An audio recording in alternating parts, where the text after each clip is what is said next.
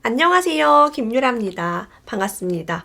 오늘은 우리 대한민국 여성이 꼭 봐야 될 책, 니마 그 선을 넘지 마고 가져왔어요. 여기 뭐라고 써있냐면, 존중 따위 바라지도 않습니다. 막말이나 하지 마세요라고 써있어요. 우리 대한민국에서 며느리로 살아간다는 것은 쉽지 않죠. 명절 증후군 이런 말도 나왔고요. 화병이라는 이 병이 뭐 대한민국에만 존재한다. 라고 할 정도로 해외 그 어디 기사에서 제가 본 적이 있어요. 우리는 많이 참고 살고, 지금은 남녀 평등한 시대고 민주화 시대인데 왜 우리는 여전히 불평등을 받고 있는지, 며느리로서 어떻게 살아야 우리가 행복하게 살 수 있는지, 우리의 결혼 생활을 어떻게 하면 쭉 잘 유지할 수 있는지 그런 지혜를 엿볼 수 있습니다. 혹시 결혼을 앞두고 계신 분이라든가 딸이 있는 분이라든가 아니면 내가 앞으로 시어머니가 될 분이다. 그런 분들은 이 책을 꼭 읽어보셔야 돼요. 여러분, 친정 엄마가 좀 남동생에게 집착하고 있다. 아무래도 우리 집안에 며느리가 들어오면 우리 엄마가 시어머니 그 뭐라고 하죠? 시집살이를 좀 고되게 시킬 것 같다라고 하시는 분들은 이 책을 꼭 사서 시어머니를 주셔야 됩니다. 이러이러한 말도 며느리에게 상처가 되는구나. 이러이러한 것 때문에 내 아들과 며느리가 싸우고 불행하구나. 이것을 우리가 알아가야 합니다. 혹시 결혼을 앞두고 있나요? 기혼 여성인가요? 시어머니가 미워서 미칠 것 같나요? 고부 갈등으로 이혼을 생각하거나 우울증에 걸린 적이 있나요? 예비 며느리에게 친정엄마 같은 시어머니가 되고 싶은가요? 80년대생인가요? 여성인가요? 경력이 단절되어 우울한 아이 엄마인가요? 인간관계 힘든가요? 이 질문 중에 하나라도 해당되며 이 책을 읽어보셔라 라고 강조합니다. 이 글쓴이는 옛 상처를 끄집어내며 여러 번 눈물을 흘렸대요. 이 책을 쓰는 와중에. 목차가 막 이런 거예요. 남자친구의 어머니, 남편의 어머니, 젖 같은 소리 하지 마세요. 아들의 생일, 어머니 야는 좀 아니지 않나요? 아이 엄마는 저예요. 친정 좀 가게 해주세요. 잠은 좀 편하게 자고 싶어요. 뭐 돌팔이 젊게, 말대꾸 스킬, 남편의 가치, 자아 존중감까지 이렇게 제가 이제 목차 중에 몇 개만 제가 밑줄을 좀 그어봤어요. 그래서 여성으로서 우리가 행복한 결혼 생활, 그리고 남편의 부모님과도 좀 잘 지내고, 그러고 싶죠. 그죠, 누구나. 그렇습니다. 자, 그러면 이분이 어떤 삶을 살았고, 이 안에서 어떤 지혜를 얻었으며, 지금은 어떻게 편안하게 살고 있는지 함께 이야기 나눠볼게요. 네 하며 고분고분한 평범한 며느리로 살다가 어느 날 더 이상 이렇게 살고 싶지 않다라고 선언을 했대요. 특별한 계기가 있다기보다는 골물대로 곪은 상처를 방치하기 싫었고, 다른 누군가에 의해서 내 기분이, 내 일상이, 내 삶이 망가지는 걸 두고만 볼 수 없었다라고 합니다. 나를 너무 사랑할 때 상대가 나에게 막말하는 것을 더 이상 두고 볼 수는 없죠. 아무리 그게 시어머니라고 해도요. 남편이 자기 엄마에 대해서 이렇게 얘기했대요. 우리 엄마는 절대 간섭 안 하는 분이야. 나 부산에서 대학 다니는 7년, 8년 동안 우리 엄마 한 번도 안 오셨어. 반찬 한 번 보내준 적도 없다니까. 나중에 결혼해서 아이 낳아서 데려다 놓으면 다 키워주실걸? 남편이 남자친구이던 시절 나에게 했던 말이다. 그 말을 곧이곧대로 믿다니, 나는 얼마나 순진했던가. 쿨한 시어머니를 기대했대요. 그쵸. 우리가 이런 거 들으면, 아들에게 집착하지 않고, 막, 아들 하는 그런 시어머니가 아니구나. 대학 다닐 동안 오지도 않고 반찬도 안 해주고. 결혼하자마자, 니네 이제 친구 아니니까, 뭐뭐씨라고 불러라 라고 했대요. 근데 여자는 남자한테 이제 뭐뭐씨라고 부르게 하고, 남자는 계속 그냥, 반말을 그냥 뭐뭐씨라고 안 해도, 아무 말도 안 한대요. 근데 그런 거 이제 보면서 속으로 불공평하다. 왜 어머니는 나한테만 이렇게 하지? 라고 생각하면서 시간이 흘렀습니다. 어떤 날은요. 우리 언니는 새며느리한테 가방을 선물 받아왔더라. 영국 거라고 좋다고 엄청 자랑하더라. 나는 내 것도 있을 줄 알았는데 우리 며느리는 안 보냈더라고. 그래서 이분이 남편이랑 같이 영국에서 이제 잠깐 살았었대요. 공부를 했는지 일을 하셨던 것 같아요. 근데 이제 버버리 명품 가방을 안 보냈다고. 예. 형편이 신혼인데 녹록치 않잖아요, 그렇게.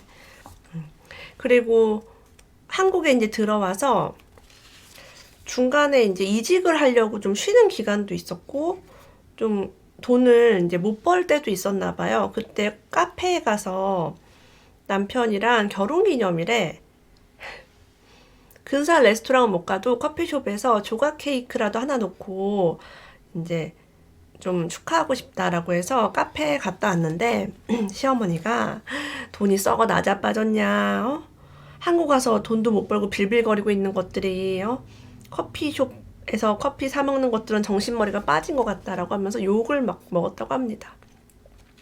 그 이후로 점점 거짓말쟁이가 되어갔대요. 비싼 곳에 식사를 하거나 여행이라도 가게 되면 지인이 돈을 냈다고 하거나, 제주도에 사는 부부가 초대해서 갔다고 하거나, 여행사 다니는 친구 덕분에 표를 굉장히 싸게 얻었다라고. 어머니 아들이 이렇게 거짓말쟁이 되니 좋으세요? 라고 해요. 그러니까 이렇게 막 간섭을 하면 거짓말을 할 수밖에 없죠. 비난하고 화내고 막 소리 지르고 이러니까요. 이렇게 며느리에게 막 악담을 퍼붓고 막 간섭하고 막 나쁘게 말하면서 실컷 막말을 퍼붓고 나서 며칠 뒤에 금팔찌를 준다거나, 나 대신 아이에게 옷이나 목걸이를 사주기도 하고요. 내 옷을 사주기도 했대요. 미안하단 말 한마디 하기가 그렇게 어려운가 싶어 황당했다고 합니다. 그렇게 금목걸이를 준다고 해서, 금팔찌 준다고 해서 하나도 고맙거나 좋지 않았대요. 아이가 10개월 때 영국에서 돌아와서 이제 우리나라에 살게 되었고, 처음에 이제 수입이 없으니까 경력이 단절됐잖아요. 외국에서 들어오니까. 시가에 경제적으로 의존을 하고 있었대요. 뭐 월세도 내주고 뭐 그랬을 수도 있죠. 생활비도 좀 받고요. 우리 부부에게 발언권과 결정권이 없었다고 합니다. 일평생 김장을 해본 적 없는 시어머니가 갑자기 마당에서 김장을 해보자고 했대요. 왜 며느리가 들어오면 이런 걸까요? 우리 시어머니 분이 혹시 이걸 보고 있다면 절대 이렇게 하시면 안 됩니다. 너무 상처받아요, 진짜. 영국에서 내가 김치를 담가 먹었다니, 나는 한 번도 안 해본 사람이니까 네가 해봐라. 친정엄마한테 물어봐서 하면 되겠네. 이런 식으로. 이 시기에 남편은 5개월 끝에 이제 이직에 성공을 했다고 합니다.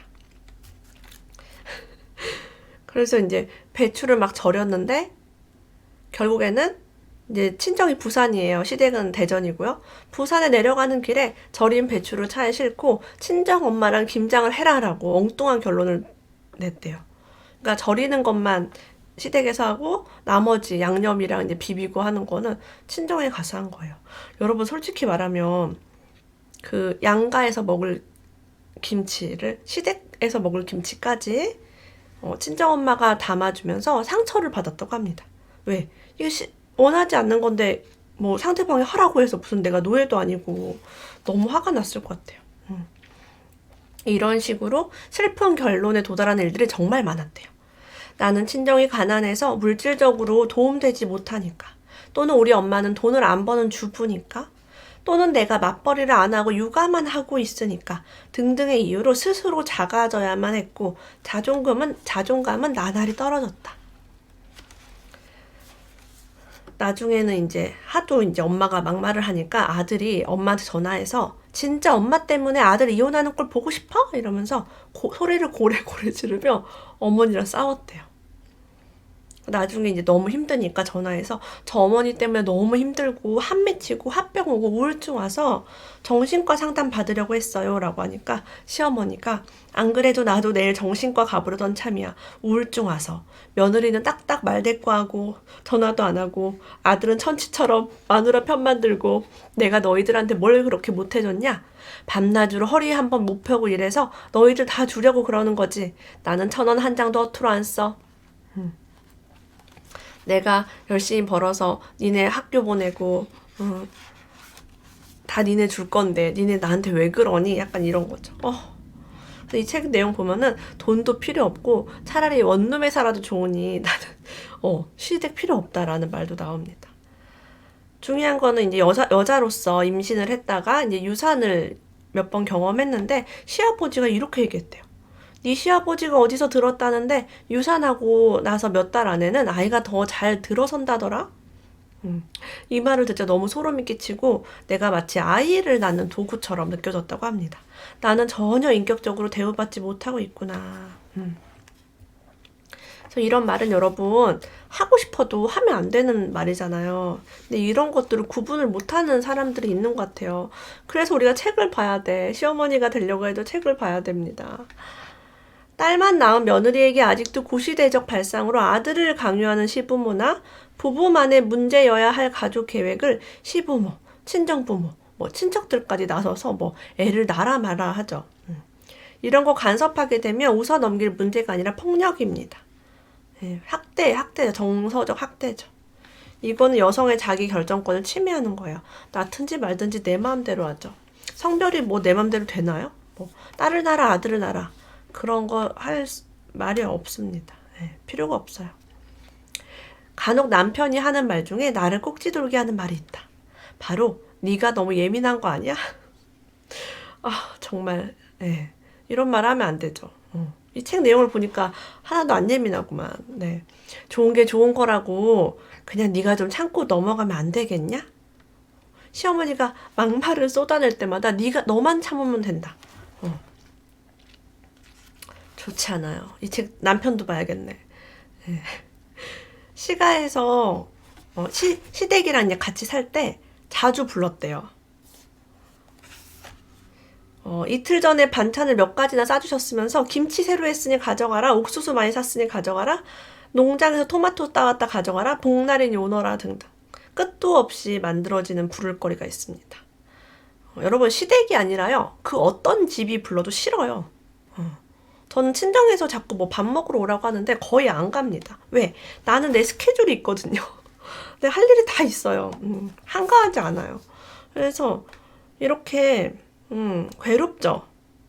괴로워요. 그래서 몇 개월간 지옥 같았던 생활은 서울로 이사하면서 일단락이 되었다고 합니다. 혹성 탈출이 어떤 기분인지 짜릿하게 맛봤다고요. 그러니까 시댁에 가까이 가면 안 좋아. 좋은 게 아니에요. 게다가 아이 발달 과정에서 이런 식으로 말한대요. 우리 아들은 돌잔치 때 뛰어다녔는데 얜 누굴 닮은 거냐? 혹시 니네 집안 애들 늦게 걸었냐? 그러면서 뭐 잘한 거는 자기 아들 닮았고 못난 거는 며느리네 집안 닮았고 외가 닮았고 외탁했다 그러고 그죠. 아버님 자꾸 그러시면 저도 기분 안 좋아요. 저는 웃기지 않아요. 이렇게 얘기했대요. 얼마나 참았다가 순간 민망한 공기가 방 안을 채웠고 시아버지는 머쓱해했지만 참다 그 말을 던진 나는 소 있게 후련했다. 여러분도 연습해보세요. 어머님 자꾸 그러시면 저도 기분이 안 좋아요. 저는 웃기지 않아요. 꼭 비하하면서 며느리 비하하면서 막 웃고 막 그러면은 진짜 싫어요. 친정 부모님이 비교당하는 순간도 있었대요. 뭐 다른 며느리는 어떻다, 다른 며느리 집에서는 뭐 뭘 해왔다, 뭐 그러면서 그러면 그때는 근데 신혼이라 자기가 말을 못했는데 지금의 나라면 이렇게 받아친대요. 어머니 그 남자는 의사나 변호사인가 보죠. 아니면 결혼할 때 시댁에서 번듯한 집 해주셨나 봐요. 처가에서 차 사준 거 보니 제가 이렇게 비교하니 기분이 어떠세요? 이렇게 여러분 야무지게 한마디 해야 돼. 야무지게. 게다가 손주 사랑이 과한 시부모들은 아이 양육도 간섭을 한다고 합니다. 얘 어릴 땐 그렇게 안 키웠어. 이것 좀 먹여봐라. 괜찮아 먹어도 돼. 그래서 이유식을 시작한 아이한테 막 짠 곡물 먹이려고 하고요. 비위생적으로 막 하기도 하고 뭔지 알 것 같아요. 그래서 고부 갈등이 더 심해집니다. 아이가 생기면. 그리고 아이한테 막 안 좋은 것도 막 자꾸 먹이고 그러잖아요. 사랑이란 이유로. 사실은 아이 엄마는 나죠. 그래서 며느리들은 시댁에서 자고 오는 걸 너무나 싫어합니다. 나는 가족의 일원으로서 배려받고 존중받고 있다는 느낌이 없어서 그렇대요. 내 집처럼 편안하다는 느낌이 없어요. 계속 뭐 밥해야 되고 설거지해야 되고 가만히 앉아 쉴 수가 없어요. 과일 깎아야 되고 떡 내와야 되고 애도 케어해야 되고. 근데 남편은 진짜 푹 쉬고 있죠. TV 보고 지 할 거 하면서 졸리면 자고. 그래서 저는 시댁에 많이 가거든요. 많이 가는데 시댁을 어떻게 하면 내가 시댁에 있는 게 편안할까라고 생각하니까 내 집처럼 편안하게 느껴야 되겠더라고요. 그래서 저는 시댁에 가면 내 집처럼 해요.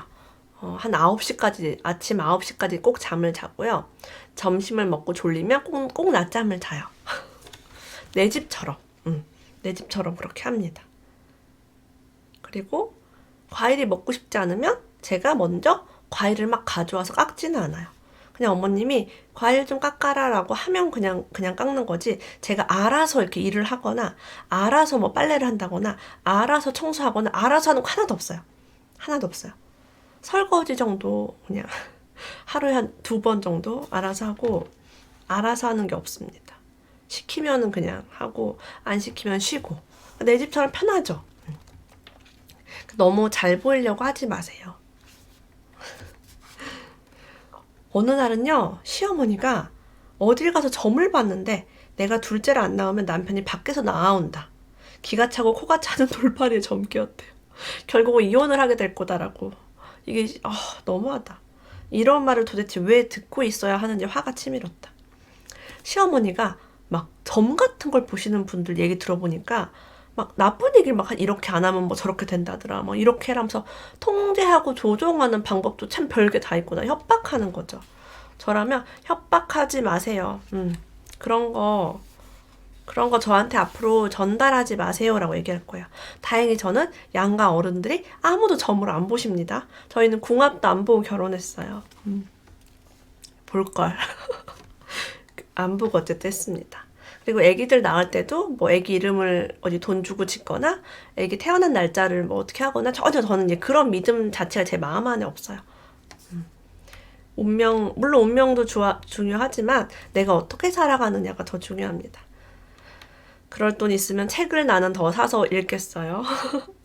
여러분 보세요. 점을 많이 보고요, 좋은 운명을 타고나는 것보다 시어머니로서 이런 책을 한 권 더 읽고 요즘 며느리들한테 이렇게 말하면 큰일 나겠구나를 아는 게 더 중요하지 않을까요?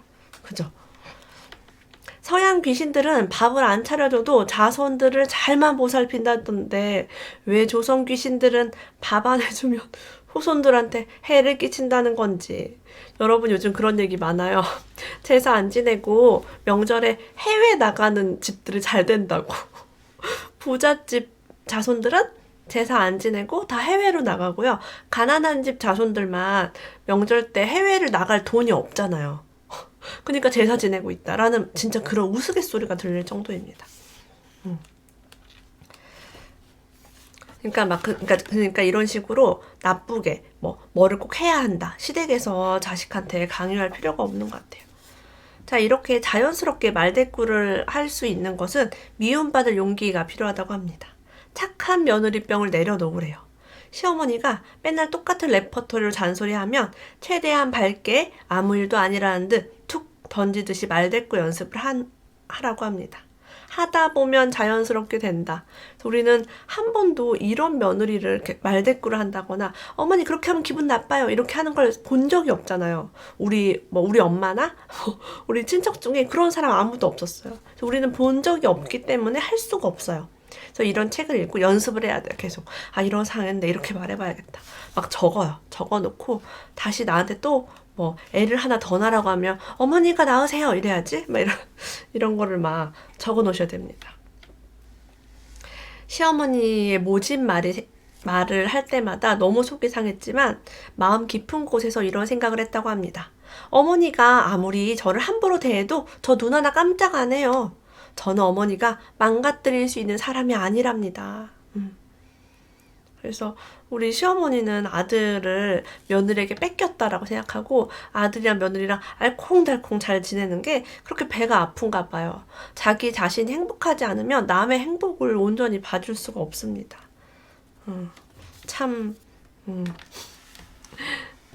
이렇게 이런 시어머니의 간섭, 이런 것 때문에 힘드신 분, 시아버지의 말에 상처받으시는 분이 있다면 이 책을 꼭 읽어보시고 나만 이렇게 사는 게 아니구나, 다른 사람이 이렇게 이걸 극복했구나 라고 지혜와 용기를 얻을 수 있어요. 저는 뭔가 통쾌한 느낌이 들더라고요. 뭔가 복수한 느낌? 그런 게 들어서 좋았던 것 같습니다. 이 책은 선한부자 프로젝트 네이버 카페에서 10명 서평단을 선발합니다. 함께 해주시고요. 오늘도 끝까지 함께 해주셔서 감사합니다. 다음에 또 만나요.